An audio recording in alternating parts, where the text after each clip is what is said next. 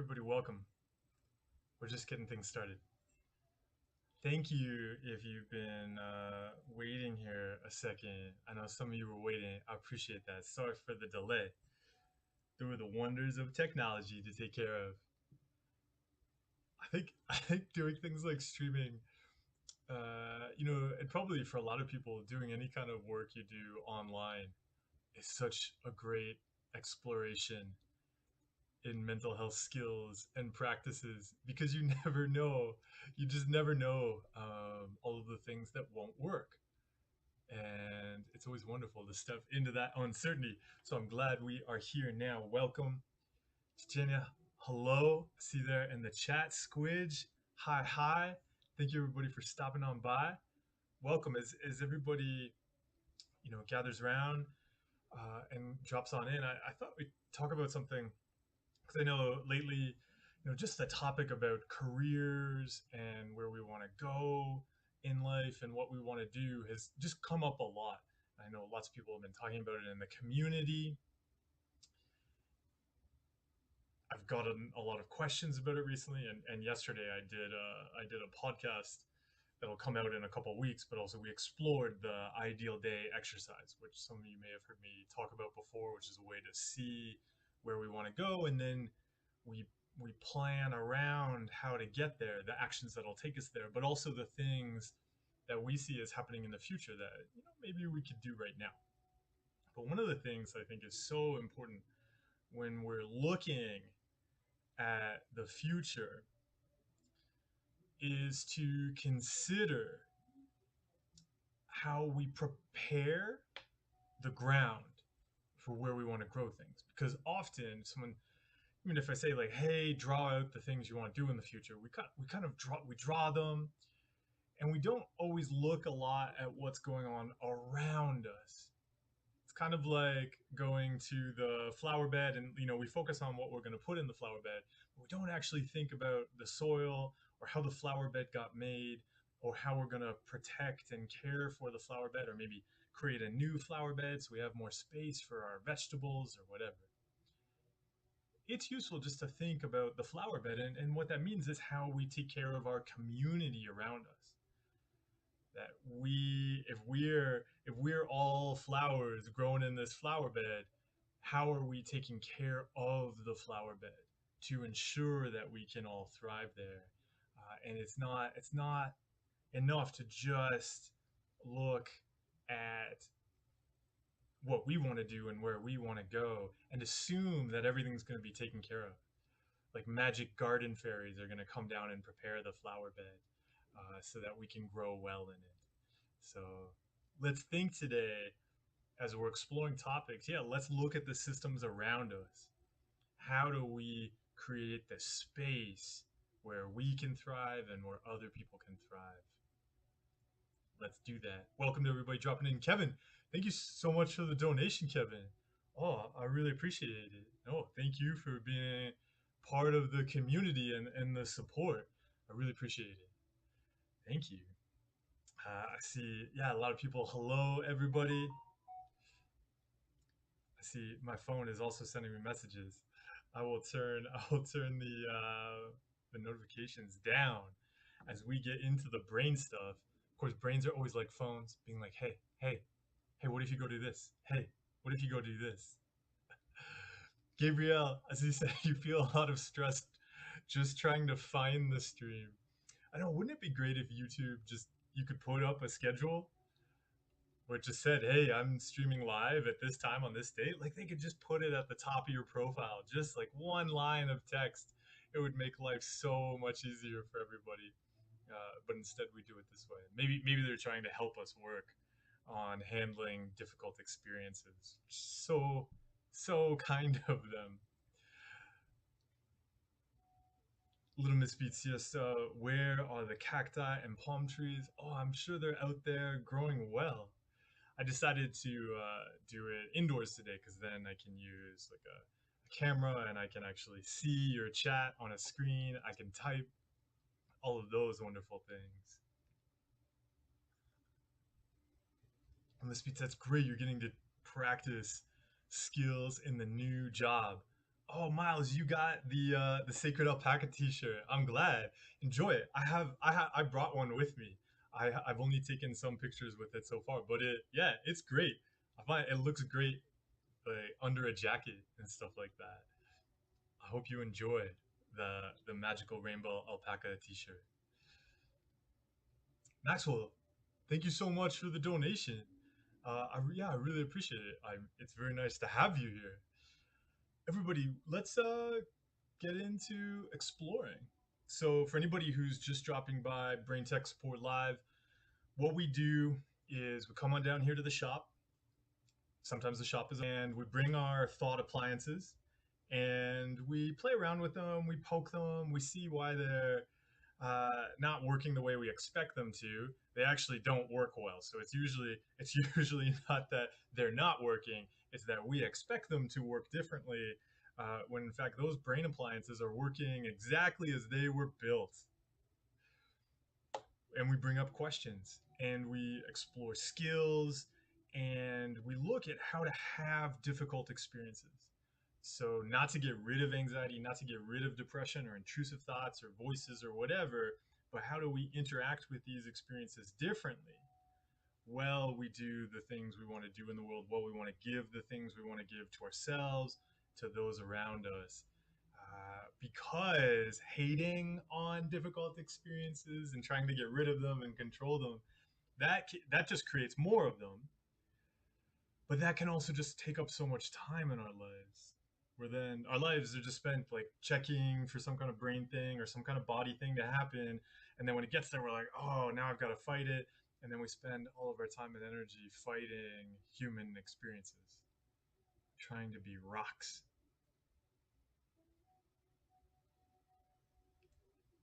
Peaceful Pisces, yeah, he said accepting the present moment as it is a difficult practice. It can be, but I also find it useful to see that the difficulty is often us trying to do stuff. It can really help to explore the practices, making it easy. Because being in the present moment is the easy thing to do. Chasing around all the stuff the brain throws up, that's the extra work. And so often we have spent so much time doing all of that extra work that yeah, it seems hard at first not to do it, but starting to see it as us just throwing up our hands. Oh no, Kevin, I see you say there you can't hear me. Sorry, I wonder. Okay, Erica says sound is okay for you. Yeah, Kevin, I'm not sure. Check, see there if turning up the audio or does that work right now? And we'll see. But yeah, if the sound is not coming through for you, let me know, and we'll try to figure something out. I don't know, and also because I don't know if it does. Does YouTube do automatic closed captioning? Because that would be great. But I don't know if it does that.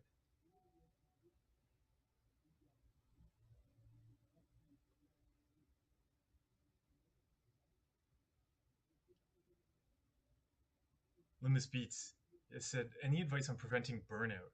I totally overdo things at work and go into 300%.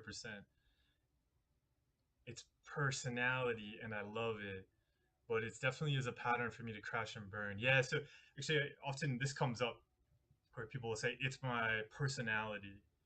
But then we crash and burn and we don't like it. And starting to see that maybe those don't have to go together, and starting to look at what it is that we're trying to do there, what it is that we're trying to get there. And so one is just being aware of that. Like, why am I going into 300% mode? Because is it that I feel like, oh, I can't make a mistake?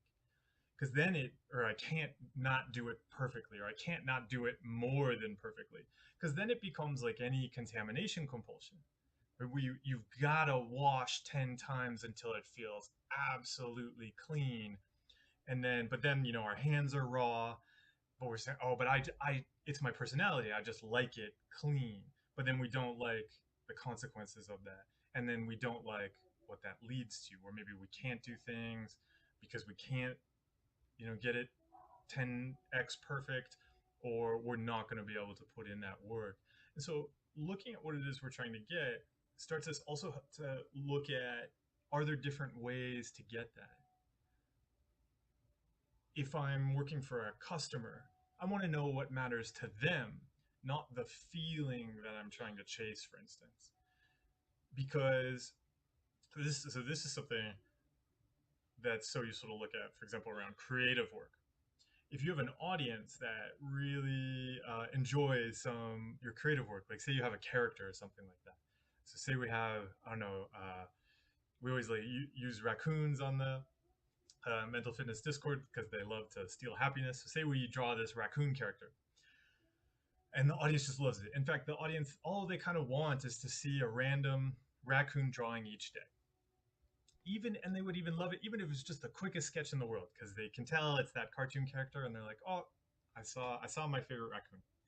But then if we're like, "No, I have to do this really complex drawing with the raccoon, and I need to reflect the existential crisis the raccoon is having, and also the raccoon is in this complicated relationship with a robot, which is an alien from another planet. So I need to show that. And so, well, I really need to study what other planets look like. And when you think about the physics of it, how could an alien robot fly to our planet and become friends with a raccoon if like they can't travel faster than the speed of light, and like it just becomes this all-consuming thing, and you can't get it perfect, and then the audience is like, oh, we never get to see our raccoon. And that's all they ever really wanted. They didn't want any of that other stuff that we're chasing after. So I would really look at that at work. What is important, and how can you give your time and energy to that rather than a feeling or the stuff the brain throws up? Because part of that, like you probably heard me talk before about keeping success close. It's that. It's how we define success. Understanding that we have limited resources. Oh, Kevin, I'm glad it was YouTube though. See, I had problems with YouTube today as well. I am not surprised. I'm glad it was YouTube though, and you're able to come back. Peaceful Pisces. You just said regrets from the past need to be forgiven. I'm about to make a video on this, and I would disagree. Maybe let's write this on the Miro board. Um, Regrets from the past need to be forgiven. I would strongly, strongly disagree with that. Um, Trying to clean the past of regrets and other bad feelings is just the same old contamination compulsion. Yeah, and the brain loves it because if you're not a time traveler, and so we're just saying like I want to leave, I don't want to make assumptions about a lot of people here, but I know in general a lot of you are probably not time travelers, and because of that there is absolutely no way you can do anything to the past. And so the brain loves throwing up stuff from the past and kind of being like, hey, this is a contamination, you need to go fix it, you need to be forgiven, you need to heal it, you need to resolve it, all of this stuff. I need to get over it. I need to move past it. And then we end up spending all our time on it because it's like we trip over this thing in the past, and now we're carrying it around with us in the present, looking for this magical soap of forgiveness that is going to wash it clean. And it just becomes more of the compulsions.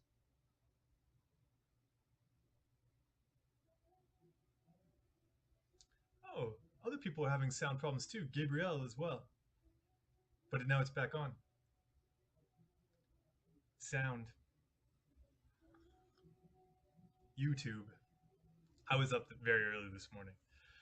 Also struggling with YouTube bureaucracy. Actually, it's another interesting thing right now that's navigating, and which is a fascinating thing to navigate is you know all the bureaucracy involved with moving, kind of working remotely, and no longer uh, kind of moving businesses and things like that, and all of the uncertainty you run into with that because there's not a lot of information online. And yeah, so I spent the morning wrestling with YouTube bureaucracy, or financial system bureaucracy as well. as Eric said, they're trying to cut out thoughts is the cause of OCD, not the cure. Kareem said the concept that the intrusive thought is the compulsion is confusing me. How do we cut out thoughts that come automatically and then trigger the physical response so fast? How do we accept them? Yeah, so as Eric was saying, they're trying to cut out the thoughts. That's not what it's about. I'm looking for an object here so I can show you. I don't know if I have a good object. A coffee mug. So, for one, we have thoughts. So, yeah, the brain is constantly throwing up thoughts. It's kind of like handing you coffee mugs all day. It's going like, here you go, here you go, here you go. Constantly doing that. And of course, like super, super fast. Just chalking spaghetti at the wall. So, yeah, we don't control that. But the thing is, all thoughts are just thoughts. So if the brain goes, actually has a thought about, hey, let's have coffee, or it has a thought, oh, let's throw somebody off that building. Those are the same, just the brain throwing up stuff. But if we react to the thought about coffee, because we're like, oh no, I don't drink coffee. What kind of person would I be if I drank coffee? That's the compulsion.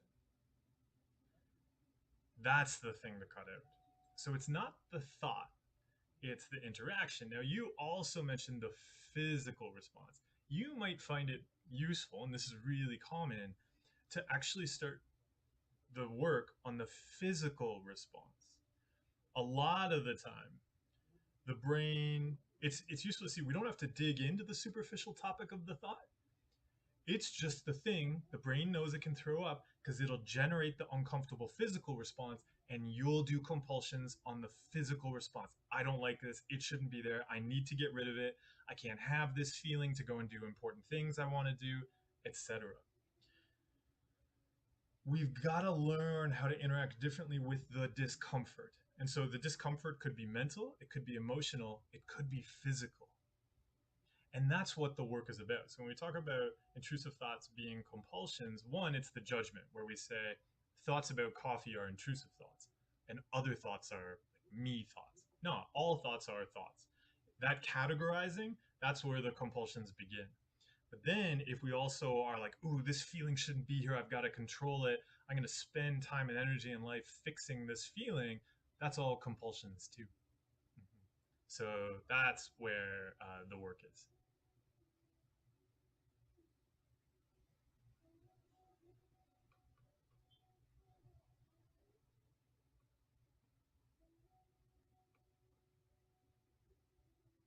Piku, Piku Husoli. I was thinking about the judgments I do in my head and outside, and then I realized Tinder is a great place to practice non-judgment. So easy to judge people as wrong by seeing a few photos. Yes, it's really helpful. I know a lot of people will be using dating apps and then kind of say, "Oh, I've got to get rid of this. It's bad for my mental health." But it's so useful, like you're saying, that to start to see, you can have a dating app and make it about expressing who you are, not trying to like make a profile that controls what other people think. You can use it in a way that's not about like judging people based on superficial stuff. Something I often recommend to people is to like identify some values that are going to help you swipe right. So with Tinder, I mean, I don't know if you swipe right on other things. Uh, you're gonna identify how you'll decide, and so not basing it on like random judgments in that moment. Because especially if somebody's just cracking open the dating apps first thing in the morning and it's just judgment practice time, your brain is gonna do that the rest of the day. It's gonna treat everybody like they're in a dating app, and that's just not helpful to us. It's not helpful for us to be judging somebody because we're just like, oh, I can't sleep with them. Well, no, like that's not the person's only value. But if that's how we're practicing, right from the start of the day, then the brain's just trained like that.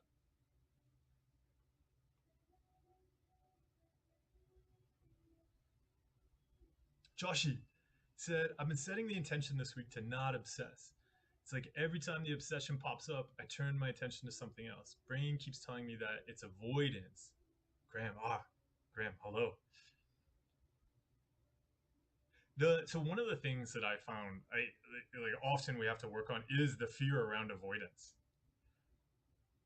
because there's this implicit, oh no, if you're avoiding stuff, bad things are gonna happen to you. So something that really helped me was recognizing that spending time and energy on whatever the brain is throwing up is always the avoidance, right? I'm gonna live my life. Any time spent on the brain stuff is is the actual avoidance because I just want to live my life. And so, but then the brain will latch on to say a fear or something we want to control, where it's going, oh, if you don't pay attention to me, you're not going to get over this, or if you don't pay attention to me, you're going to relapse or something like that. And so that's why quite often the most daring ERP exercise is to live your life and not pay attention to the brain. That's where we walk off the battlefield. The brain's like, you've got to come and solve this. You've got to pay attention to this. You've got to confront this fear or you'll be afraid of it forever. And to see the fear there is that we'll be afraid of it forever. And so the way to actually show it we're not is to walk away and to go and live our lives and risk it. So yeah, enjoy enjoy noticing the brain going, oh, you're avoiding this, you're avoiding this. Just like, yeah, pat it on the head, thank it.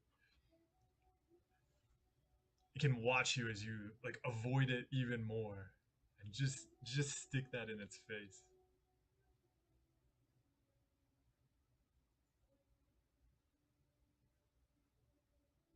Rachel said, these past few days, I'm experiencing a feeling of cognitive confusion, believing the thoughts are mine, and I'm getting tripped up at that feeling so much. Before I would know it's just thoughts, but now I don't anymore, and I can't focus. I keep going back to the feelings and unable to focus on the things I value. I just ruminate. Yeah, which you might as well. You can see the topic of the feelings coming up there, and so especially if you were trying to use feelings before to kind of confirm or reassure yourself, oh, that's not me, that's just thoughts. It feels separate. That's what'll happen. Like if we're checking a feeling, like does this feel like it's me or does it feel like it's random brain stuff? Any kind of checking around a feeling is always going to get us convinced that whatever thing we wanted to say wasn't real, we'll always get convinced that it is real. So yeah, just the way you're mentioning feelings there, like we were talking about earlier, it might actually be about working on having any feeling, and saying, look, regardless of the feeling or the thought or whatever, I'm going to do these things that are really useful to me. It doesn't. I can be completely confused up here. I think that's the other part is if we're chasing certainty about stuff, that can just get us into a lot of compulsions. It's totally normal when we're making these changes that we'll be confused, deal with a lot of brain fog. I have to tell people, I was just telling somebody this the other day that I only understood the meaning of the word discombobulated when I was working on cutting out compulsions because the brain will just be all over the place. One moment you're doing totally nothing and it's like in a panic attack, and the next moment you're doing something you used to hate and it's like so happy and elated, and other times it feels nothing, and other times it's just like spinning through like repeating phrases or thoughts over and over again. And that's just what the brain does when we're making changes. So it's really up to us to say, look, anything that's going on in the brain is fine, and here are the things I care about, and this is what I'm going to do. And so I'm going to do those things regardless of what's going on up here.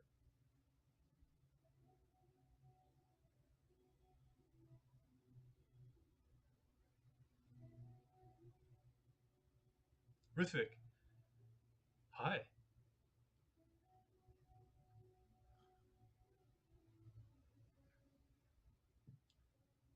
Rithvik, you said you spent the entire day today journaling and came to the conclusion that my deepest fear is the fear of abandonment.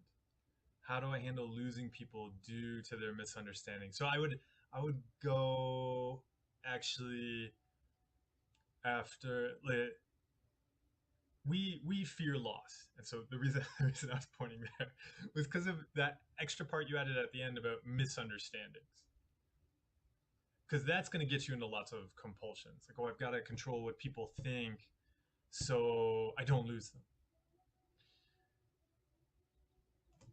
But in general, when people are doing this work and exploring how we handle difficult experiences in life. A big part of that's always going to be learning how to handle loss.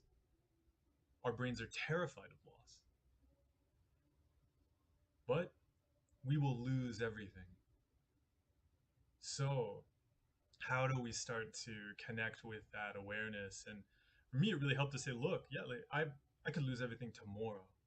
So forget like misunderstandings and things like that. I could lose everybody tomorrow. Period. Not not about a misunderstanding or anything. Just because of existence. So, what do I want to give to people today? Let's put this up here. I could lose, let's see here. I could lose everybody tomorrow. So, what do I want to give to people today?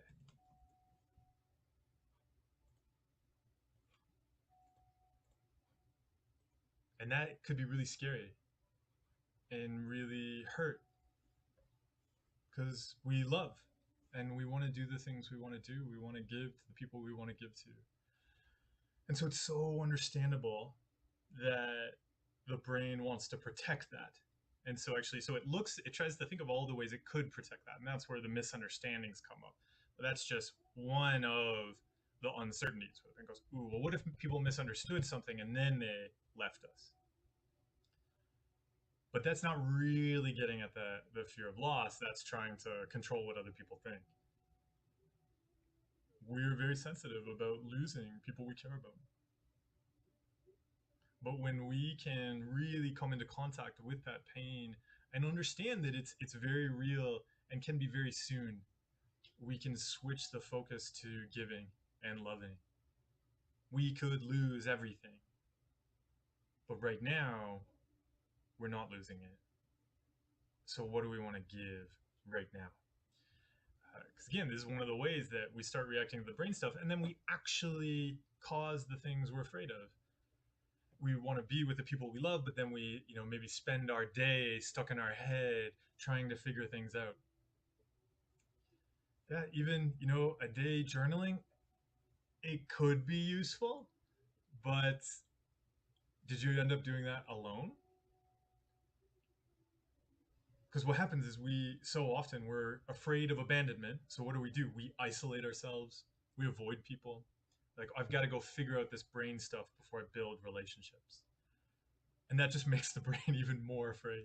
And so often it works this way, right? The brain's like, oh no, we must not get abandoned by people. We must not be alone. Okay, let's go be alone until we figure out how to solve this. When very clearly the solution is to go and be with people.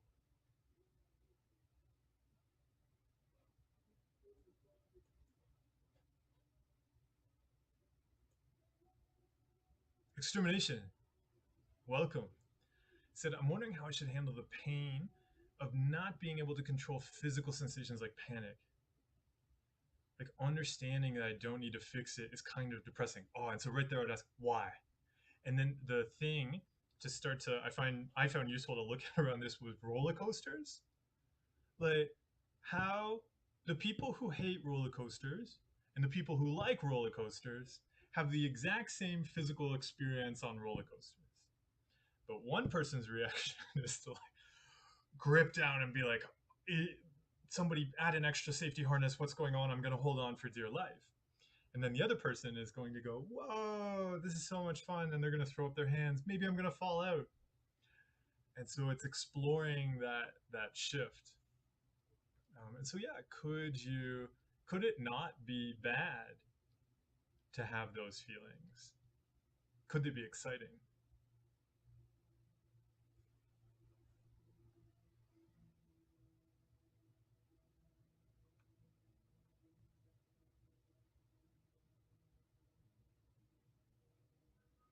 Andre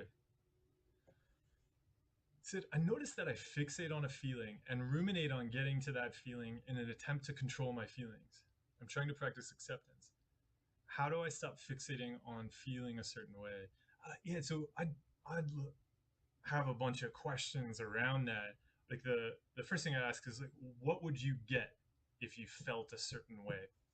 And then we look at, okay, what is that thing that I think basically getting that feeling would give me permission to do? And then so the way to start working on it is to start doing whatever that is with the wrong feelings at the wrong time in the wrong places in the wrong ways. And so it's just about starting to show the brain, hey, I don't have to get that feeling to get that thing. Look, I can have the bad feeling, I can have the wrong feeling, I can have feelings I don't understand, and I can do the thing I believed would come after the right feeling. So yeah, just look there. What would you get from feeling a certain way?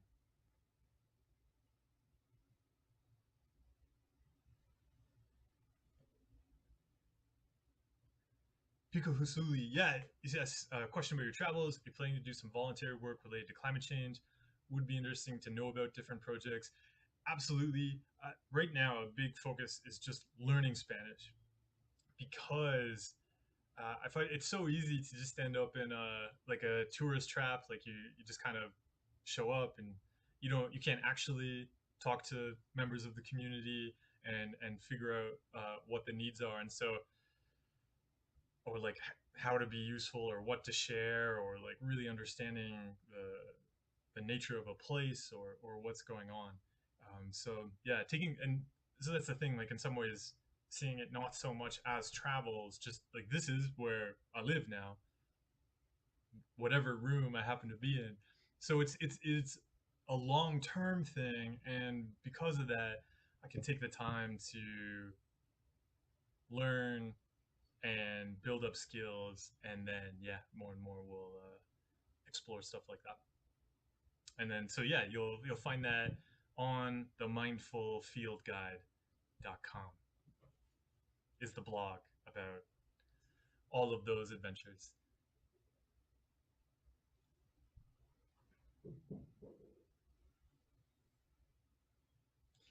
L, you asked a question there. You said, is mental illness linked to neurological diseases? So so one, I'd ask if you're like checking for reassurance because you're afraid of having some neurological disease. But like in general, that's actually a thing. If you look at the diagnostic criteria for mental illness, it'll often say something, excuse me, to the effect of like this symptom cannot be attributed to a medication or some other disease or something like that. So, like in general, like a neurological disease would be separate from a mental illness. Like that would, because if somebody was struggling with symptoms because of a neurological disease, then you would want to get diagnosed with the neurological disease, not the mental illness. So, but if you're just looking for reassurance, I'm sure what I just said did not reassure you.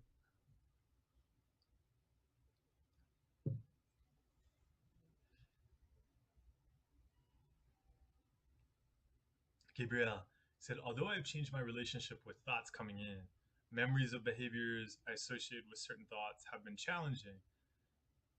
Brain says, every time you do X, you'll think of Y. So, one thing that could help, and this was really useful for me, was to start to not actually even differentiate like thoughts, memories, because you can see that you're going, oh, memories of behaviors I associated with certain thoughts. I would, it helped to see it all as brain stuff. So taking that step back is just whatever is the brain is doing. The brain could just go off in the corner and do that.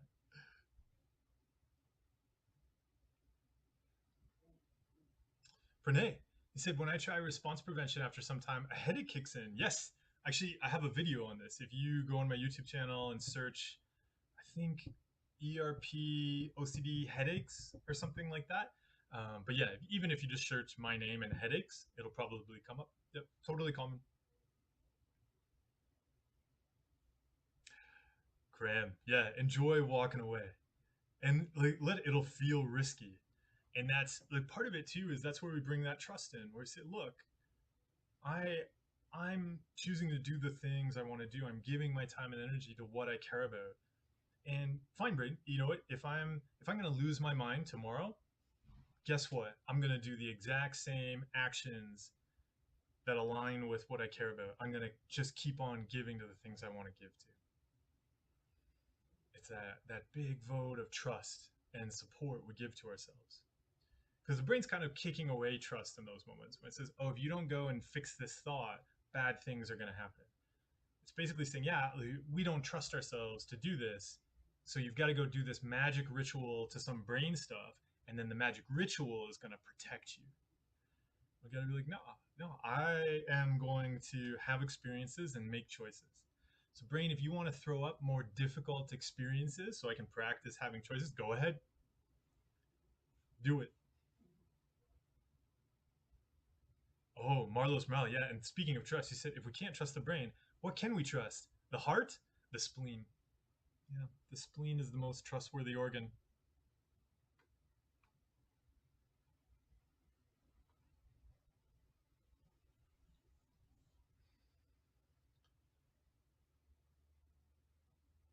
Erica, yeah, you said, what would you say to people who are feeling like everything is pointless or futile in light of what's happening in Ukraine? Um, in part, that's one of the reasons for talking about the flower beds at the start. We have to take care of the flower bed. This is something.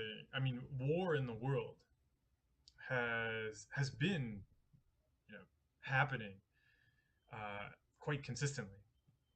Um, what we're seeing in Ukraine right now is, I think, really difficult for a lot of people to see. Really difficult for so many people to experience. Really difficult, for so many people to see. I think we saw, the protests happening in Russia, lots of people getting arrested. Yeah, so many people will feel like they want to stop something that's happening and they can't. There are many wars happening in the world like this, many places occupied in the world that have been occupied for decades, with, probably no likelihood in the near future of no longer being occupied. We can notice that and feel that pain and that difficulty. And that's why we put our time and energy into not just ourselves, but into how do I create that flower bed where everybody can thrive. So, how am I giving time and energy to improving the systems around us in my community, in my region, in my country, and then on a global scale? I remember recently there was an election in Canada, and which is a country I used to travel in, and I was campaigning for a friend. Not I wasn't running. I was, I guess, canvassing is what I should say. You go around and you talk to people. You tell them about, why your friend who's running is a great person. I met so many people. I would say in our age range. I know the age range of so many people here.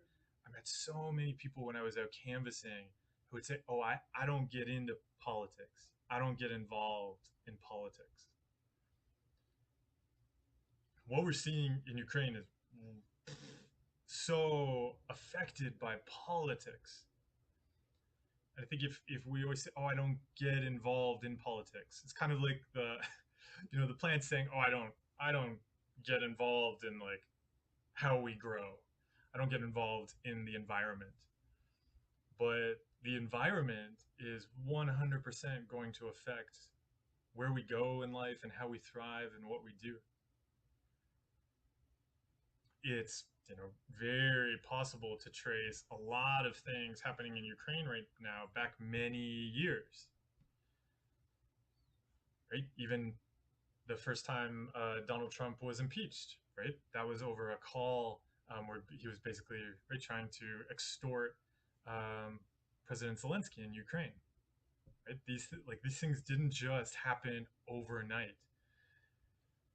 So it's really important that we get involved in our communities in whatever way makes sense for us, in whatever way is possible, um, because that does directly affect us. And we may think, oh, it's not a problem now, it's not a thing I need to address. But then we see, when we aren't taking care of the flower bed, things get to a point where the flower bed is not a good place to thrive.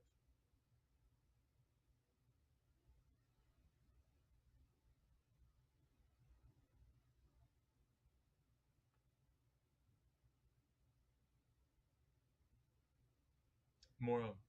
Says sometimes the want for the specific answer I need feels stronger than the want to recover. That's the scariest moment for me. Is that just the mind playing tricks again? Yeah, like the brain's always gonna level up to that, right? So you gotta expect it. So yeah, there's a video on my channel. Actually, this I can type in. If you go to YouTube, there's a video called "Killing OCD Monsters." It's really about that, and like you're doing there, it's trying to learn how the brain reacts to get us into compulsions. So it's gonna throw up that feeling of need, and so that's the thing to want to get good at not reacting to. Yeah, Andre saying here that walking off the battlefield analogy you expounded on was an eye opener for me. It's all just brain stuff. I think what held me back was the concern that my brain is abnormal. So useful to recognize. It's all just brain stuff. You can walk off the battlefield. When we stay on that battlefield because we've got to fight, that's where the problems come up. We'll just keep finding it. Another enemy, another brain thing to fix. It just keeps going and going and going.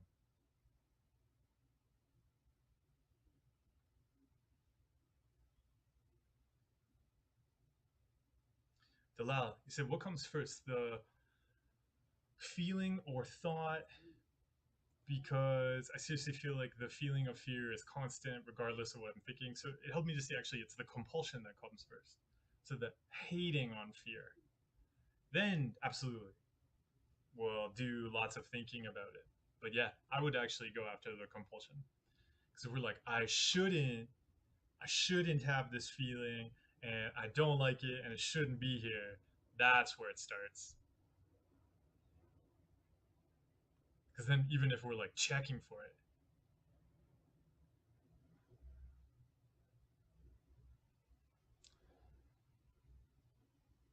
Tanya, yes, do you accept the contents of the thoughts or just their presence? I know that you already know the answer to that question, and you don't need to ask it. You can sit in that uncertainty. You can give that time and energy to something else.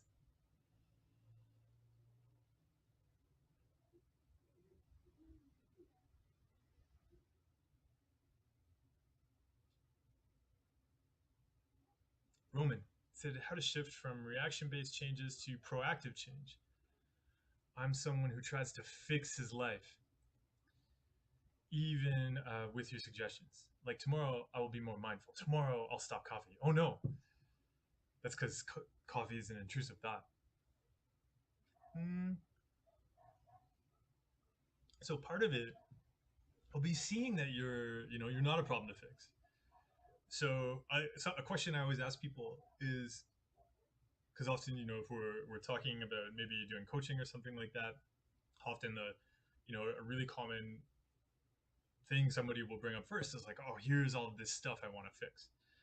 And so the thing I always emphasize to people right from the start is that it's really useful not to do it around the fixing. We're gonna make it about adding things in. So the question I always ask is, so assume all of those things you listed as needing to fix are fixed.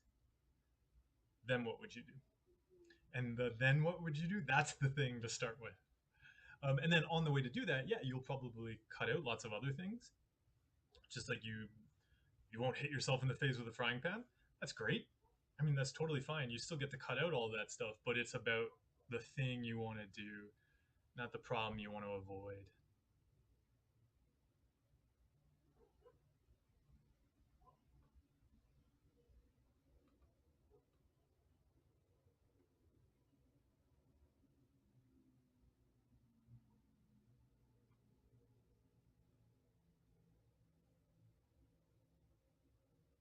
I'm just scrolling through here. It jumps around. L, yeah, you knew you were looking for reassurance there.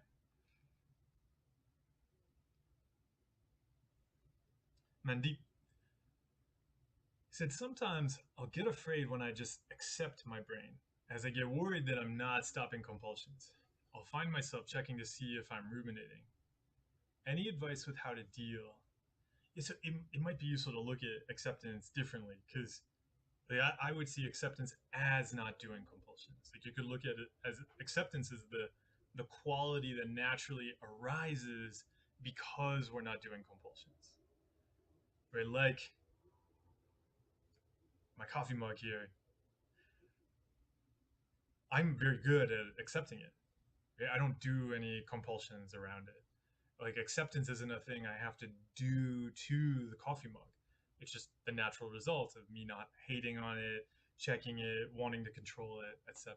Yeah, there's a coffee mug there. I see it. I can do something important to me. Well, there's a coffee mug there. So acceptance and just bring that. Yeah, like acceptance is going to mean not doing the compulsions. One thing you could look at because you mentioned there checking to see if you're ruminating. What's the fear you have around ruminating? Because sometimes we can get into that contamination compulsion pattern again, where we're like, "Oh no, I'm ruminating. That's bad. I can't do that. It means things if I do that," and then it's off to the races again. So actually allowing, being like, "Hey, if I ruminate, I ruminate. If I notice I'm ruminating, that's great. I can celebrate that awareness." And in this moment, I get to choose how I want to spend my time and energy differently. So I am. I'm going to choose to give my time and energy to something else. I was doing something else a moment ago. It's fine. I don't want to keep doing that. Here's what I want to do. And so making it okay to ruminate can really help with not ruminating. Lal, you said, do I have TikTok? You wish I was on TikTok. TikTok would be fun. I mean, maybe in the future, we might do TikTok sometime. But yeah, right now, I mean, there's only so much time in the day, and I feel like we already get to share tools and things like that. So I like it when right other community members, yeah, if you want to get on TikTok and share mental fitness skills with people and share about recovery, go for it. Because then, yeah, we build a community. I don't have to do everything.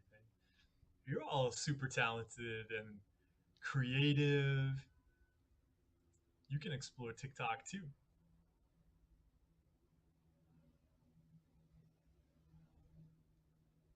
Oh, stargazing is amazing. You asked a question there. You said, how to observe a situation, be curious about it without judging it. So, actually, the question you asked there, that's often the question I would suggest to somebody to start exploring non judgment. So, I think like you have, so first thing, what you're describing there is possible. So, then I would throw it over to you to explore like, how could you do that? What would you not do? How would you not do that? And yeah, by you exploring that question, I think you'll find really useful insights. Squidge, yeah, he said when you have multiple values that could apply in a situation, would you tend to rank them to decide? Would you see if that ranking had changed after some time? Example, I may want to give my time to something for a while, but now that ranking will change. No, the ranking will change at some point. Absolutely, I rank them. I find it's just so helpful. So we're not spending that time like, oh, is this more important? And like, do I care about this? And like, oh, but this and so on. Just knowing, I describe it as rock paper scissors. Like you just, it's so useful to know that rock is. Gonna be, I had to think about it there for a second. Maybe they're really strong scissors. That rock is gonna beat scissors, and it's just yeah, it's a time saving thing. And then, but absolutely, we decide at different points in our life. And even I find like deciding during a week, for instance, if I know I'm really busy, so I know there's not going to be a lot of time for certain things, I may suddenly elevate the importance of a particular value. Where I know okay, there's going to be a lot going on. I'm actually really going to emphasize the value of food. So actually, I'm just going to do this work, and I'm just going to take care of food because I know that's gonna nourish me. And yeah, when the week is over, yeah, we may adjust, and like food's not gonna be the most important, but it's because it's in that moment, if things are really busy, being able to say, okay, I have free time, what are we going to do in that free time? We're going to get food, as opposed to, oh, free time, like I could go make an Instagram post or something like that, because like I really care about sharing mental health tools, but being able to say, okay, time's really full right now, here's what's most important. Yep. And in so many situations of life that becomes important.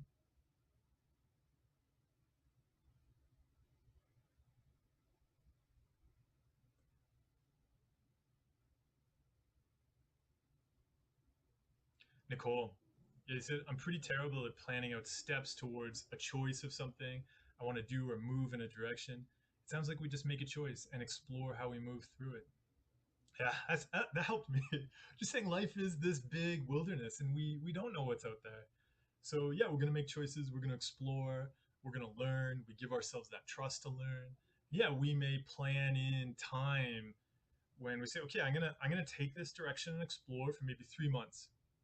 So I often suggest to people to, book in a morning 3 months from now when you're going to do a series of, design thinking exercises, like exercises from You're Not a Rock, the mind workout. You're going to see, like, you do an inventory. Where are things now? Where do I want them to be? Do I want to keep going in this direction? Okay. Maybe you'll give it some more time. Maybe there's some things I don't want to do anymore because they're not helpful. And then, yeah, pick another direction, explore, and then check it again.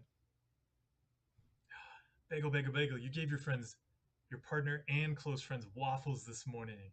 Thank you for giving. Oh, Winnie, thank you for watching the videos. KF, how to differentiate between sexual OCD and sexual fetishes, or they are the same. So I'm not sure about the logic, how you'd even put those two together. So there's probably a lot of thinking and detail behind that.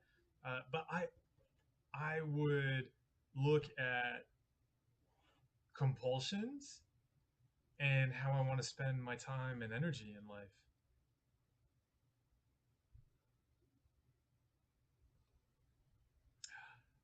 Georgie said, I'm afraid if I do not react to the thought, then I like it. Is it a compulsion? Yeah, the checking how I react, people often use that for reassurance, and then you're guaranteed not to have a reaction. Because then the brain knows, oh, if I don't give you a reaction, you're going to do even more compulsions.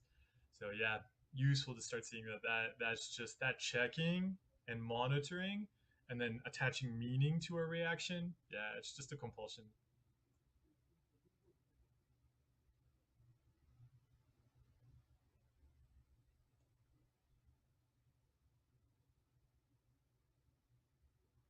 Robin said, my daughter faces night terrors after she saw a horrible accident on the road. It's been 8 months and she still wakes up crying. She's 12 only. Oh, how can I help her? I want her out of pain. Oh, Robin. Sorry, I was trying to touch my heart, but I was whacking my microphone. I mean, yeah, it's so, it hurts, right? When somebody we love, especially a child, is going through a difficult situation.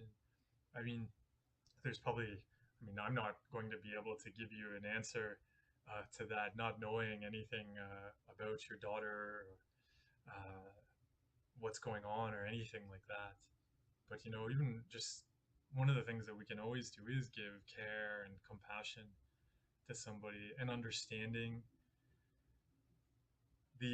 she saw a difficult experience, and so it's very natural that she'd be afraid of that. And so exploring how can you support her through that, because yeah, it is going to be difficult, but we do control what we give the other person.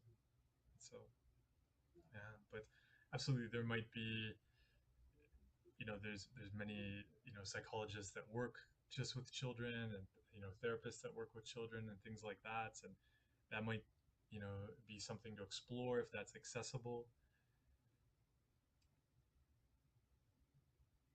Hmm. It hurts, right?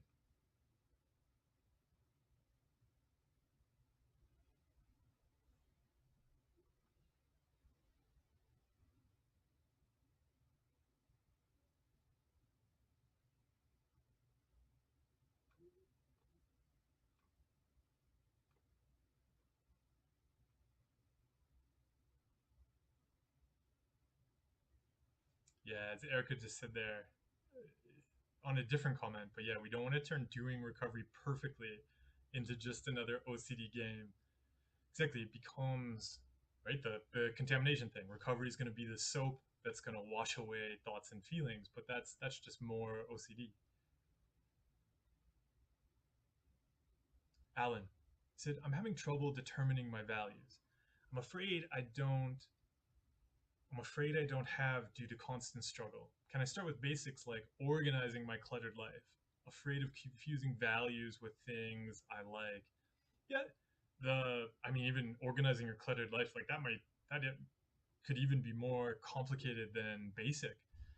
Um, yeah, values can really be simple things. They don't have to be this like big purpose of some sort. Yeah, it's looking at like what's useful to you.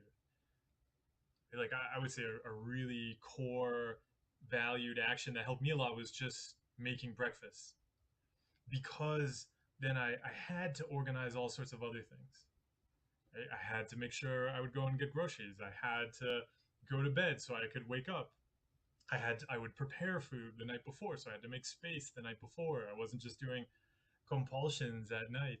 Absolutely, I would still say my mental health practice is just making breakfast. You can build a really great practice around very simple activities.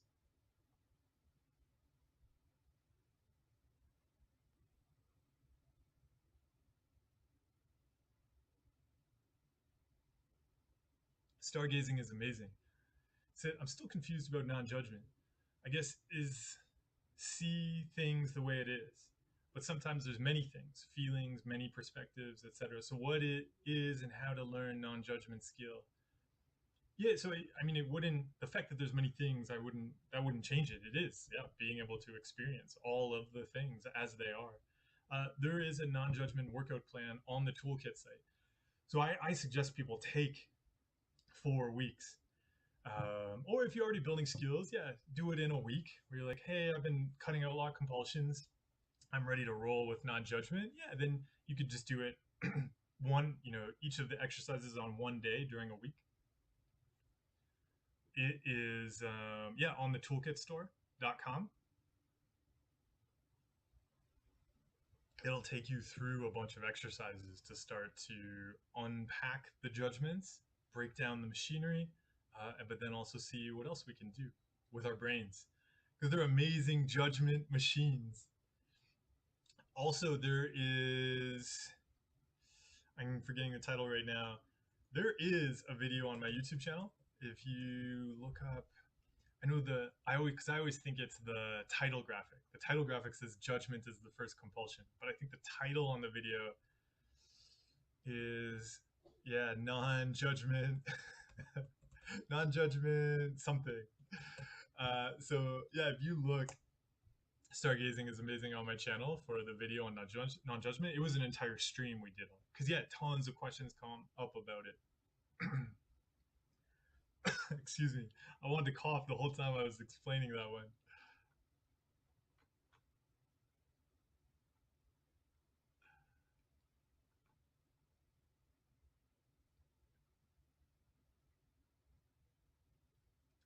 Dalal, he said, I always wondered when you sleep, Mark. It seems like you're always working. Oh, I always sleep at night. I get really good sleep. I think it's been a huge benefit. Yeah. So, to anybody out there, like working on their own, or you are working on your own, yeah, it's such a huge benefit to get rid of the compulsions, like to get over the mental illness, because it took up so much time. It is so much time constantly ruminating our heads, constantly controlling things, constantly checking things. But also, when you start to look at mental health as seeing what's important, right? So, like we were talking about earlier, it's not just violent intrusive thoughts or something like that. The practice of mental health and fitness is also when we're creating something and the brain goes, hey, maybe you should look up this thing, or oh, I don't know about that, maybe you should go redo that, or spend a couple hours researching that before you make it, and so on. And that chasing those certainties and chasing that random brain stuff slows you down so much. So yeah, getting over that stuff does free us up to do more of the things we want to do, which is and be relaxed while we do them, which is so nice. Kayla said you have COVID in your house. I hope everybody's recovering well. Said you're still negative, and my OCD is going bonkers. I'm so afraid to catch it, and I've been doing as much as possible to not catch it. Any advice on how to not be so panicked? Yeah, so it would. I mean, it would depend on, I don't know, how you're being panicked. Uh, but yeah, to really look at, what are the things you're gonna do, and then it's about committing to those. So this is really saying, hey, yeah, I don't want to catch this. I want to take care of my health. Here are the actions I'm gonna do, and I'm gonna stick with them. Because yeah, absolutely. Even when you do them, the brain's gonna be like, hey, did you do that right? Should you do it again? Why don't you just do it one more time? Well, just to be safe. And it's all of that stuff that we don't want to get caught up in. And so, but also when you do that, really making it about taking care of your health, mental and physical, to do the things you want to do rather than avoiding some bad thing.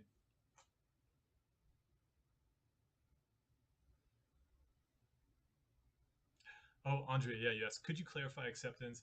What is it? How do I know when I've accepted something? So checking to see if you accepted something is not going to be it's because it's going to require you to like not accept it. You got to be like checking it then. Like, did I accept it? And so, of course, I mean, you probably you wouldn't be checking unless you were scared of it or you wanted to avoid making a mistake or something like that. So yeah, that kind of like wanting to get acceptance right. It's very much gonna be about doing the things you want to do. So like lots of people are great at acceptance. You're probably amazing at accepting trees. Like, when was the last time you stopped at a tree to argue with it, to try to fix it, to judge it? When was the last time you asked somebody on the internet, like, I passed a tree today and I was talking to my partner. Does that mean I don't love them? Stuff like that. You probably don't do that because you're really good at accepting trees. And you probably don't do anything to accept trees. And you don't have to check to make sure you accepted a tree completely. So the stuff in our heads is no different than trees we walk past. Rocky Fighter said, how to overcome addiction, tobacco, and alcohol. OCD make reason to do addiction. I'm stuck. Yeah, so it could really help to start to see like what OCD does not make a reason to do any addiction. It's really common that we do compulsions though. And those compulsions might be alcohol and tobacco. They might be washing again. They might be researching. They might be avoiding things to chase a particular feeling.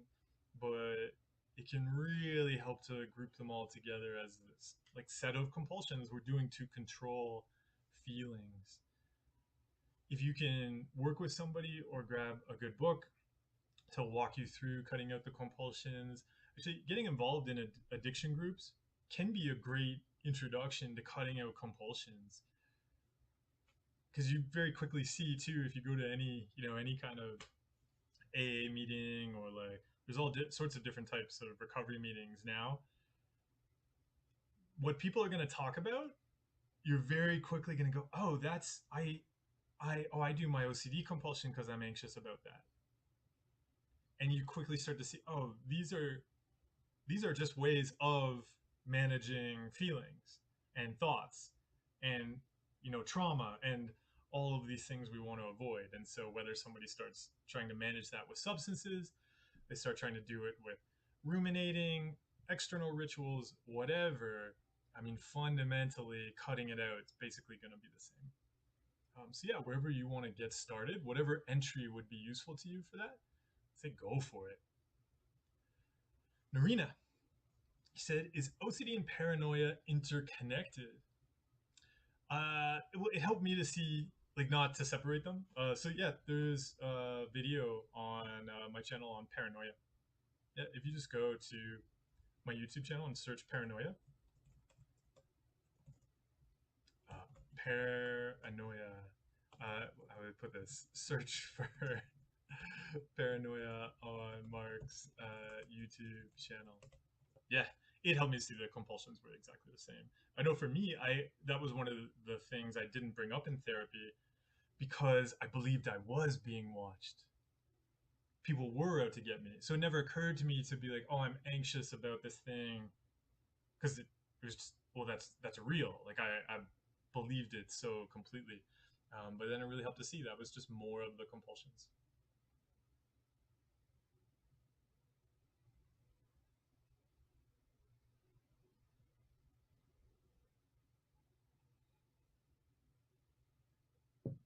KF. So can you please give some simple example of compulsions in the case of pure OCD? I have a lot of recurring thoughts and it is hard for me to find my compulsions, so to avoid them. Oh, I would say whatever you're doing with the thoughts would be an example of compulsion. And then if you do anything because of the thoughts, that'd be another example of the compulsion.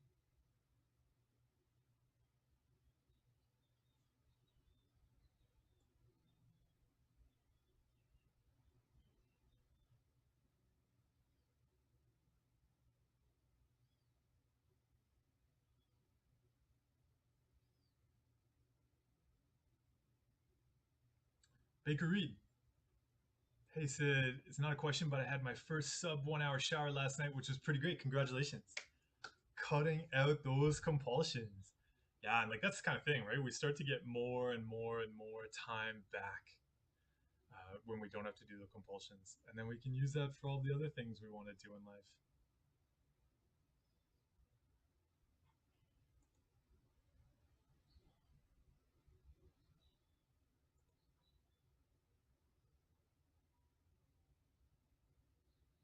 Junk Junk said, I never thought of mental health as maintenance.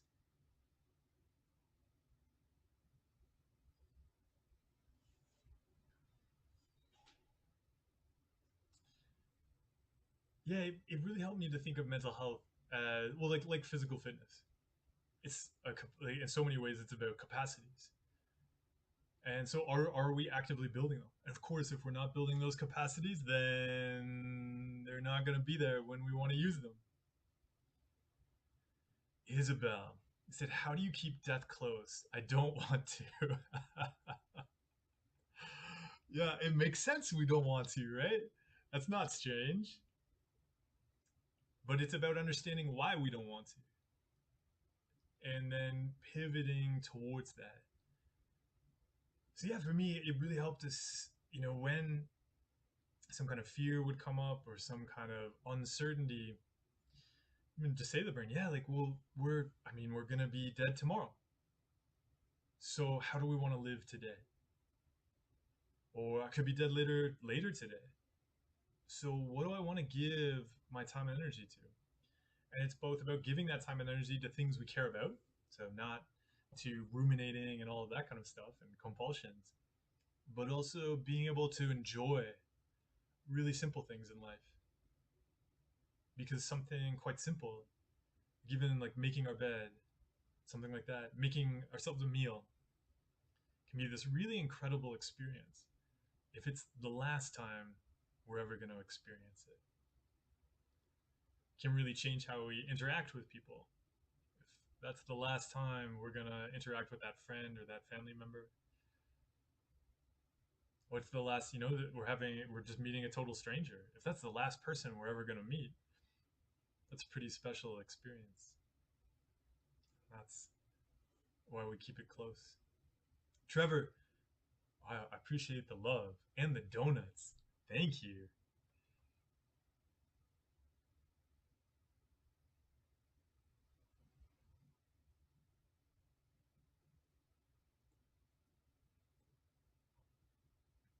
Yeah, I see Bagel Bagel Bagel shared donuts there with Trevor as well. Yeah, Trevor, I hope you have a great day. Yes, and Narina, then you said, what about the obsession about freedom of speech and its connection to paranoia? Like the fear of criticizing other governments. And so, yeah, there again, I would look at, yeah, like what's the thing you're afraid of? What's the thing that you end up trying to avoid and control? And then, yeah, there's probably a bunch of compulsions around that to cut out.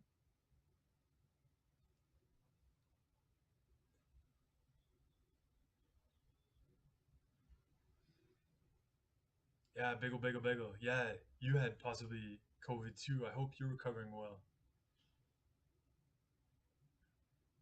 Everybody out there, I know so many of our community members have had COVID now. I hope everybody is like, giving yourself that kindness and that love.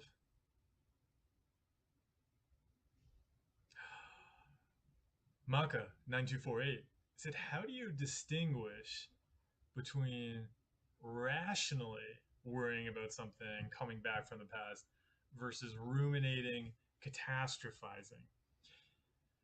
Yeah, well, so I would, I would.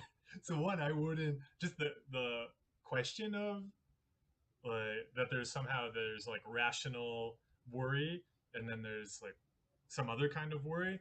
I wouldn't go after. It can really help to see. Look, there's just how we spend our time and energy. And so when there's a legitimate thing that can happen, it's still going to be more useful to us to proactively look at how do I grow a better thing?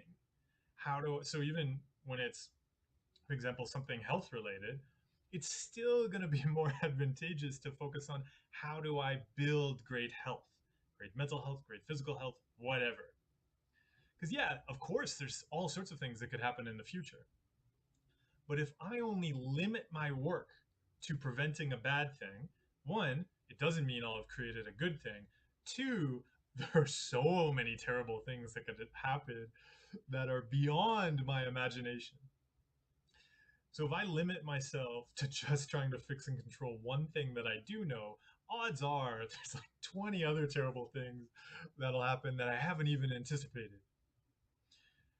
And so me focusing on the one thing, sure, I might have prevented the one thing, but I'll miss the other 20 things. So I would rather focus on how do I build something good? What are the actions that are going to contribute to growing something that's really healthy, and flexible, effective, etc.? Because then I know, hey, there's all sorts of things that could happen. I can't know exactly what will happen, but I know I've built something that I can step into uncertainty and difficulty with. So yeah, that's how I look at it.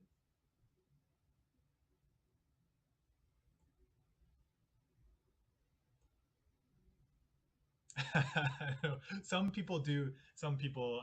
This is on the topic of accepting trees. Some people don't accept trees. Yeah. Some people walk outside. That's an ugly tree. How has that tree been growing for 80 years? It does happen.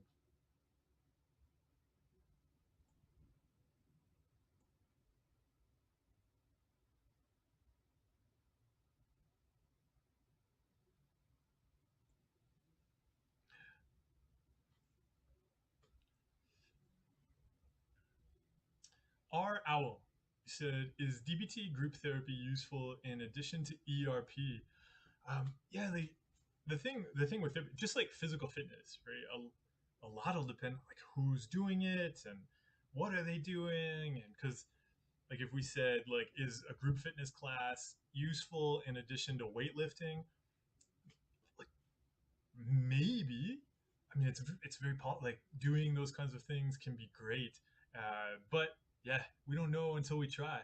So yeah, it'll probably be about you stepping into that and be like, hey, I'm doing ERP here. I'm gonna go to this DBT group therapy and I'm gonna see what skills I can pick up to help me with doing the things I want to do. Because yeah, I'm not doing this stuff to like fix and control thoughts and feelings. I'm doing these mental health practices and I'm learning these skills because I want to support doing more of what I want to do in life. And that's how we can track the progress. So, is doing ERP and going to the DBT group therapy group, DBT group, group therapy group, helping you do more of the things you want to do in life. And so that's how you're going to know if it's useful.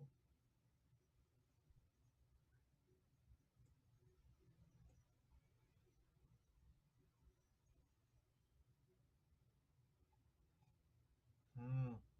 Yeah, Isabel, I see your question there about thinking you were keeping death close, but just trying to avoid it. Now you can't stop focusing on it. Said, I wonder if there's a way of keeping it close. Yeah, but if it's becoming this thing to focus on, then yeah, I would just ditch it. Be like, yeah, who cares? I'm gonna, go do something else rather than turning into this like compulsion to get right.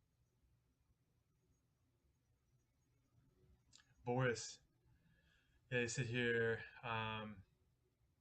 yeah, he said almost everyone around me are deeply ashamed of the actions of our president and authorities. He said they're from Russia, but we don't have enough freedom of speech to demand an immediate end to the war. And at the same time, everyone will soon be left without money due to the collapse of the economy. The question is, how can I support my recovery when the entire environment has become full of uncertainty, fear, and shame simultaneously?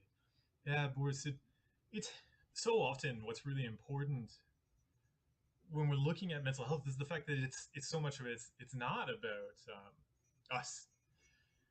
It's a huge problem with mental health, right? That we've always attributed mental illnesses to individuals rather than recognizing the role that systems have in oppressing them, in hurting them, in controlling them, in creating uncertainty for them. And so, yeah, what I can say to you, and it sounds like you're already, one is being aware of that, being aware that, oh, there's a lot of uncertainty around me and difficulty. And so part of it that your brain is going to try to react to that. And so part of it's having that awareness so you can put some space between it where, okay, I know my brain is going to go into control overdrive because there's so much we don't control right now. There's so much uncertainty and it's just trying to protect me. And so part of it is giving it that hug in that moment and being able to notice, look, I get it. There's so much we don't control right now, brain, but yeah, we don't control it. And also I know we're hurting right now because of what is happening to us. And we want to control it and we can't. It is so frustrating for people when they're put into a position where terrible things are being done to them and they can't get any control of it. So part of it's going to be having that compassion and understanding for yourself right now. And then I find it's about, it's kind of like, you've heard this before. I don't know if you caught it. Squidge brought up a question about prioritizing values. And so, really important in a situation where we know there's so much we don't control is kind of, collapsing our values down to a core that we are going to stick with, particularly when we don't have access to things. You said, like, when the economy is collapsing, there's going to be all sorts of things where it's difficult to get, don't have time, suddenly waiting in lines for things, stuff like that all the time. And it can be a very frustrating experience if we, like, this shouldn't be happening. I don't want to be here. I need to go and do all of this other stuff. But starting to see, hey, like, this is the context in which I find myself right now. So, what is most important to me? And what do I control? And then it's gonna, yeah, be like really prioritizing those things and practicing letting go of some other things, to being able to see, like, yeah, like, I get it, that's a thing I want to do or that's a thing I want to control, but right now I don't. So here's what's important to me, here's what I'm going to give my time and energy to, and being able to, take those steps ahead, understanding there's going to be a lot of uncertainty. Yeah, so yeah, please take care of yourself out there.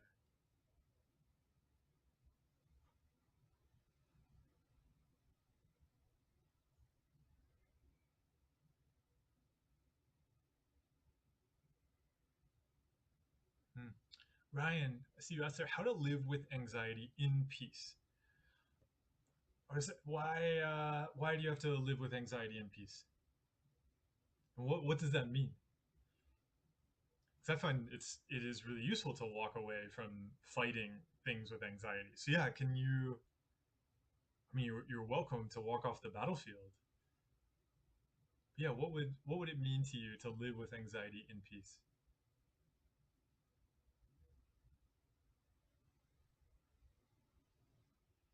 Rocky Fighter said, "What is your definition of happiness?" I don't think I have one. I don't know. I've never. It's like I would describe happiness as a practice. Is like one thing I would say, but then I would say the practice can be different for everybody. But maybe, yeah, like I would say, like mental health is the practice of being yourself, I mean, being yourself is kind of, you can be happy while you're being yourself. You get to practice lots of things. But yeah, I would look at giving happiness. Actually, is the thing I'd look at more. And yeah, that can change in different situations. But yeah, I would explore the practice of giving happiness.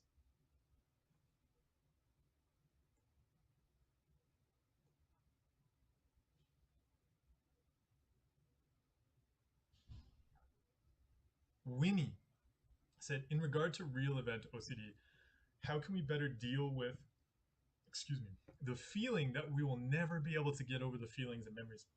So that's the thing that I would say that's the compulsion. So that's like somebody saying like, how with contamination OCD, how can I better deal with the feeling that I'll never be able to get rid of the contamination? So just starting to see like even wanting that, like if you want that, like if you want the past to be clean, it's just that's the thing that's always going to make it feel dirty. Just like if someone's like, oh, how can I get rid of this feeling of contamination? Well, that is what the compulsions are all about. Right? If if I was washing multiple times and like burning my hands to get a feeling that they were clean, that was because I was trying to get rid of this like bad thing. So starting to see that's the problem. Yeah, I think Erica mentioned it down below even. Wanting to get over the feelings is what keeps us stuck. Any and all feelings, thoughts, and memories are okay to have. Exactly. Chaitanya said, gratitude and self compassion. How do they affect the recovery journey? I would say I wouldn't look at them as like a special soap. Let's get that up here. Let's see. Acceptance. I'm gonna put caps lock on because this is important. Acceptance, mindfulness, gratitude, and loving kindness are not magic soaps to wash away thoughts and feelings. It's so important not to approach them as that, right? And to think, oh, like, okay, if I do gratitude, if I do self compassion, is that's gonna speed up the recovery journey, or that's going to get rid of some of these experiences I don't like. Instead, it can help to approach these things as just way more enjoyable than doing compulsions all the time. And that's how I would put like gratitude, self compassion. I mean, so in the past when I struggled with my mental health, I would just hate on myself constantly. I hated everything I did. Even then like working on mental health skills at first, I was like, oh, like you're screwing up all the time. Just constantly hating on the self, no compassion, no gratitude to anything unless there was like reasons. So then I was always like, chasing this very transactional approach to life. It's just so much more enjoyable as a way to live, to give gratitude to things for no reason. You give gratitude to my knee, or an elbow, or a jacket, or a spoon, or a cup of water, even this intrusive thought coffee mug.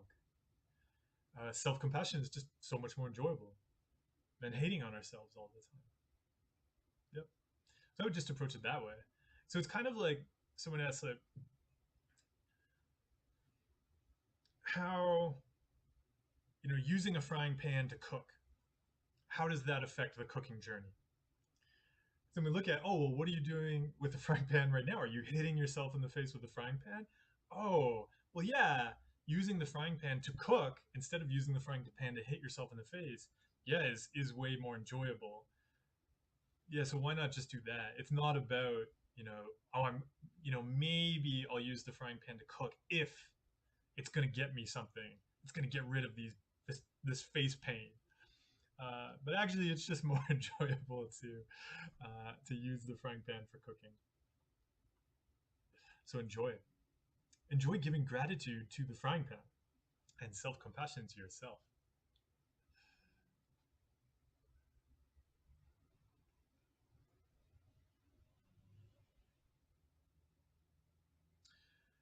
Vilpuri said, how to cut out compulsions having to do with things you have to do, like taking a shower. It takes me way too long. And yeah, so it'll be about deciding, like, what's the amount of time you're going to spend in the shower and then getting out. And so, yeah, the compulsions, like, we do have to cut them out. so often we're looking for something else. It's like, oh, if I do this thing, then somehow the compulsion will magically not happen, or there's not going to be difficult thoughts or feelings. But yeah, that's why we talk about things like mental fitness. It is like physical fitness. There's no way around lifting the weights. There is going to be sweaty work, so it is going to involve you saying, "Look, I'm going to get in the shower. We're going to have a 10-minute shower. Set the timer. At 10 minutes, we're getting out. If it's not right, tough, and walk away."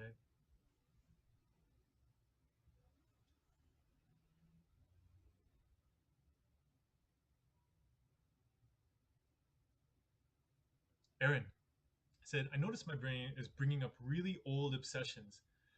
As I'm learning to accept my current obsessions, it threw me off, but I started accepting those too. Is the brain craving compulsions?" Yeah, the brain's always gonna, as we cut out stuff, it's gonna actually, this seems really consistent. It's gonna go back through all of the old obsessions and anxieties. I describe it as an onion. And it seems, yeah, working with many people over the years, it seems to be really consistent. This is something I experienced too. And so it's almost like they're all in the brain. And so when it starts to see you not doing compulsions, it goes, "Oh, I really want them to do, really want this person to do some compulsions. I know they've done compulsions around this." And so they're going to bring up the old obsession. And that's great because that's our opportunity to teach the brain, hey, actually, there's a different way to interact with this. So you'll get the opportunity to go back through all of the old obsessions and learn new skills. And I find that's really what starts to show the brain how to do things differently. Because, yeah, it's got all these memories of, hey, you go and fix this uncertainty. So we start showing it, no, we don't fix this uncertainty anymore. And then the brain learns.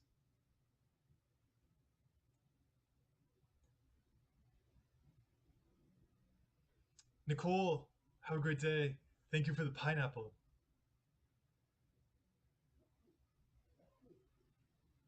Federica, you said, what can you say about memory hoarding?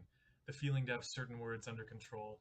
Yeah, it's starting, in whatever the compulsions you're doing there around memory hoarding. It's starting to play around with not doing them and, stepping into that risk. It's like, oh, like you say there, having certain words under control. So you could look at what is it you think you're going to control? Like, why do you need to get it? What are you afraid of? How do you start to step into that uncertainty and not do those compulsions for memory hoarding?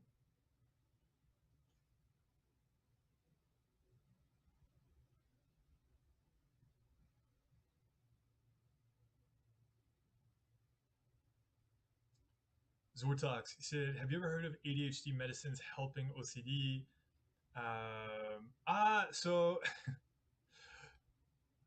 I would ask, how long have you been on it?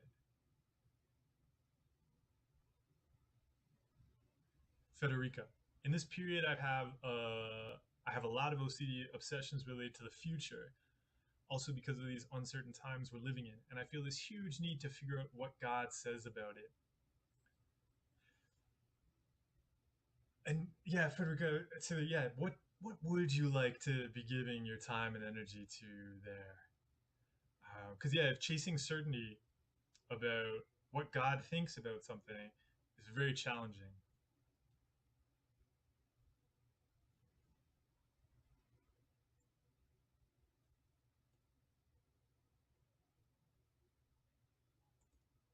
No, Erica, for some reason, your comment about not magic soaps was captured, was held by the automatic moderator.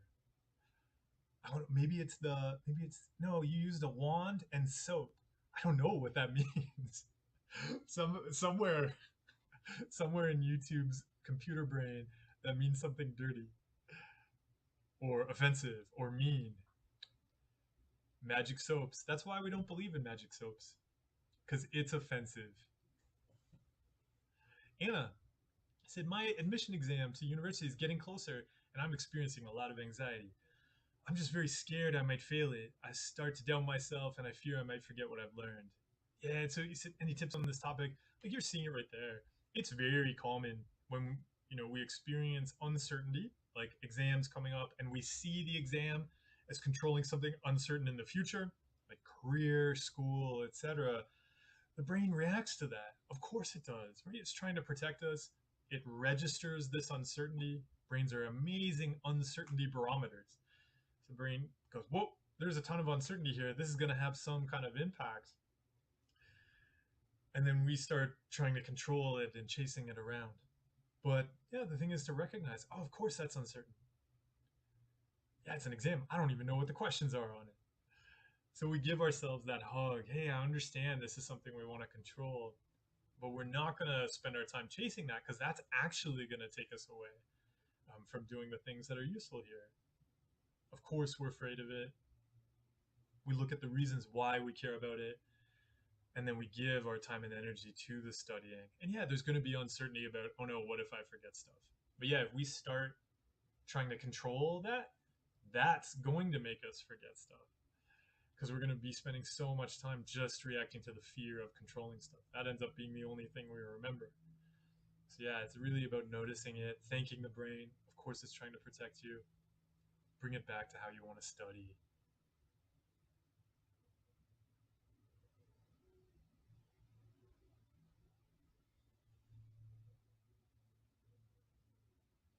Yeah, it's a great message from Bagel Bagel Bagel.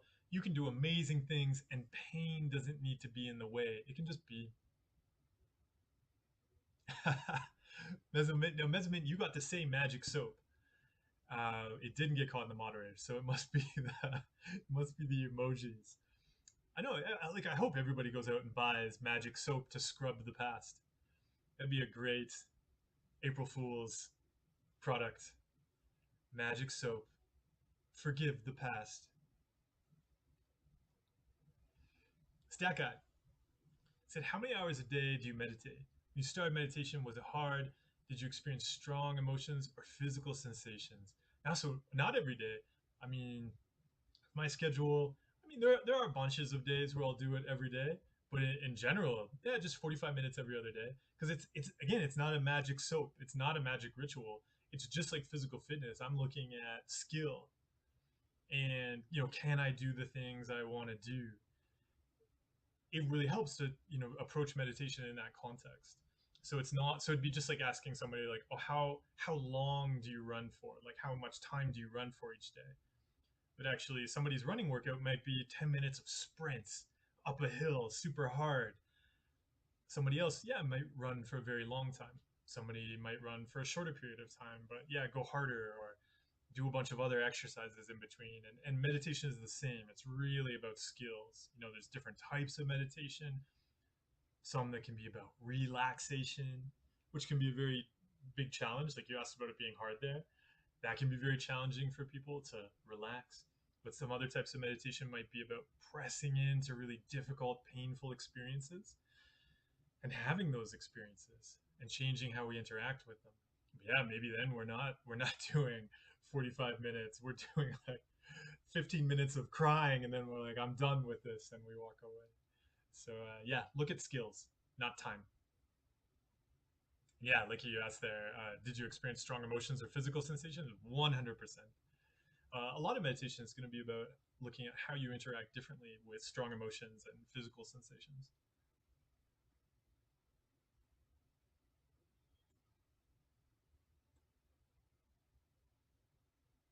Mike said, I've watched a video from an expert who said to not say negative things out loud because they might happen. Now I suffer very much the last few weeks because I'm not sure what to say and not say. I'm terrified. Yeah, what are they an expert in? Because that doesn't sound like a very expert statement. Is yeah, that's where I would start. And yeah, you can see how it just ends up being a bunch of compulsions. Yeah. Bagel, bagel, bagel. Yeah, on entrance exams here. I said entrance exams suck. You're doing the best you can with a strange system of measurement and judgment. Totally. None of the contents of the test are necessarily personal to you, but the consequences of not doing well are. Yeah, how can you be compassionate toward yourself? What are the consequences you're afraid of? Yeah, so useful to consider. Nicole, you said, oh, totally feel like choosing self kindness as an action we do to make kind choices for ourselves. can be so useful for recovery, but not as a repentance to the totally. Yeah, it's not about like, oh, I'm gonna fix this with my magic soap, self compassion, oh, self kindness. There can be a whole range of magic soaps because some people, yeah, are looking for forgiveness. Other people are like, oh, I want the self compassion. Other people want meditation. We'll do a mindfulness one, even though that, of course, now we all know mindfulness will cause people to do crimes, according to the BBC. Totally. Yeah, as Erica says, let's all say something terrible out loud right now. Absolutely. Yeah, Isabel mentioned something here. You said, I find it so hard to give myself compassion until I get really distressed. I think I'm doing it, but it turns out I'm not. Then I'm actually, I don't know. Yeah, it's so useful to give ourselves. So that's why I talk about giving ourselves things like gratitude to our elbows or something. Not because the elbow did anything, just because it's there. It's so useful not to not make this useful work dependent on bad things, because then we always need bad things to happen before we'll do something kind. We can just be kind.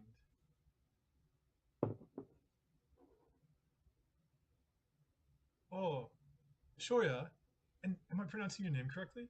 Thank you so much for the donation and appreciating the book.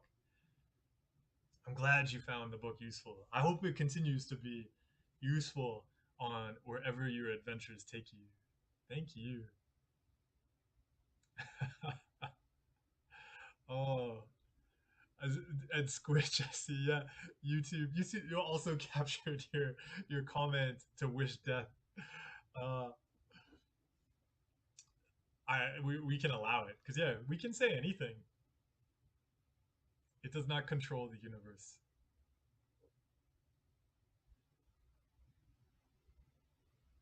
Yeah, and like you said, I'm even scared of saying negative things that I do not actually literally mean in fear that they might happen. But even that, you can see all of the compulsions wrapped up in there. One part of my brain knows this fear is probably BS, but some other part is terrified. Yeah, Erica says, I'm reminded of that time I wrote that Squidge's headache was actually a brain tumor as an exposure because I thought things I wrote might come true. I mean, it still might. As Squidge says, it for sure will. They're happy about it. Yeah, and we did that. Yeah, once on the Discord. That was really early on. We all wrote about terrible things that would happen. Yeah, was it? We just said, "I hope you die tomorrow." Shockingly, it didn't happen. The idea, and we've actually there's been a lot of discussion lately on the Discord about the law of attraction. Yeah, pure magical thinking. I mean, and then lots of people turned it into a scam. That's all.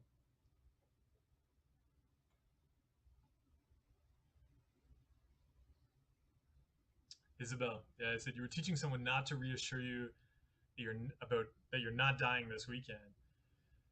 They really struggle to do it.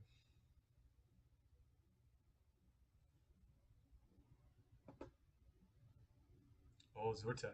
Thanks for following me on social media since 2014.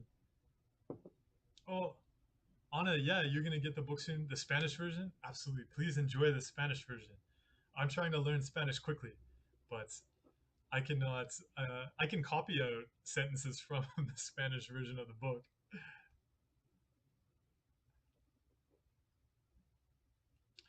Mike, yeah, again, you said basically this expert, and then you went on to say stuff that's clearly not anything an expert would say. So I would just, yeah, like one of the things I'd look at is like how you're assigning this expert label. Um,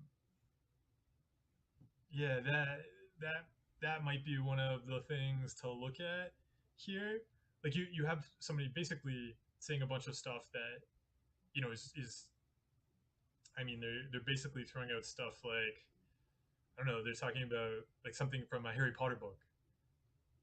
Oh well, if you say the incantation in this particular way, then actually you will like turn into a little ball and like you can travel through the air and appear somewhere else. Yeah, and so why are you attaching meaning to that and importance to that? That could be useful to look at as well. Miguel, is it how do you manage intrusive thoughts due to medicines or withdrawal? Yeah, they totally withdrawal from medicine generally is going to bring up a ton of intrusive thoughts, but it's not going to be any different than other intrusive thoughts because the brain can do that. So particularly when we're making some kind of change, there's something physically changing inside of us, there's stuff changing around us, the intrusive thoughts become like the brain's kind of smoke detector, where it's just going, something's different, uncertainty, different, and it'll just throw up stuff trying to get us into more compulsions to control. Right, something different's happening, it wants control. And so, but yeah, no different than any other time. So approaching it in that, again, with that self-compassion, with that understanding, of course it's doing that right now. Hey, there's some changes going on here. Okay, so I want to learn how to have my brain do whatever it wants to do while I go and do whatever I want to do. And so you take it there and say, look, yeah, brain, I want it. It's great. You're going to throw up all these intrusive thoughts right now. That's great because I want to learn how to do the things I care about in life while having any thought, any feeling, any physical sensation. And then it's great because then you're getting this awesome opportunity to practice skills. It's like going into the gym and there's a whole bunch of weights. You can pick up any of the weights. So enjoy. Oh, Junk, thank you for subbing.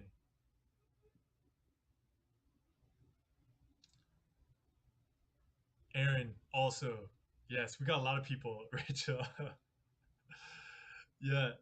And Rachel brought up super good point because what we judge as a negative thought, right, is different, right? Like, they're not objective.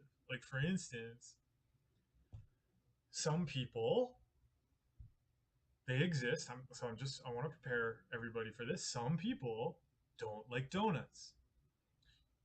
So they would see it as negative to be thinking about donuts. They would be like, I don't want to have a donut up here. But then somebody else who's going to think about donuts, maybe they really want donuts. So that's a positive thought. And it just, yeah, so like just the physics of it. So like Rachel said there, you say there's an apple and you judge it as a negative thought. Will an apple appear in thin air? Right? Like some people are allergic to peanuts. I eat peanuts. I like peanuts. But if somebody else thinks of peanuts, you're saying like that'll happen. They'll have a lot of peanuts. But if I think about peanuts, I won't get peanuts, which is too bad. Luckily, I have a large bag of peanuts right now. Like everybody, your creativity, these brains. Yeah. So as Stack Guy said there too. Yeah, I think you're talking about manifestation, and that can be dangerous for mental health because you're actually giving more weight to thoughts. But thoughts are thoughts, not magic. Yep.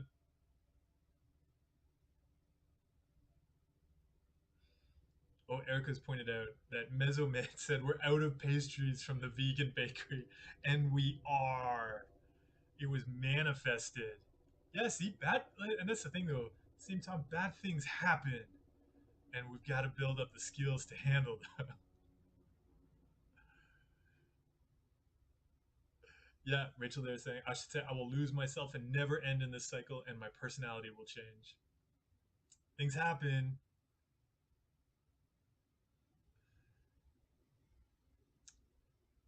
Yeah. Well, Aaron, you're saying, can you say all that I'm going to be rich? Then, but the thing is, a lot of times people who get a lot of money in lottery, then all sorts of bad things happen because like it's so much money so fast. So yeah, if you're saying like get rich, like maybe that will happen now because that could be really bad. Erica only offers curses though. So you know what, Erica? It blocked. It's the wand. It blocked that point you made about curses.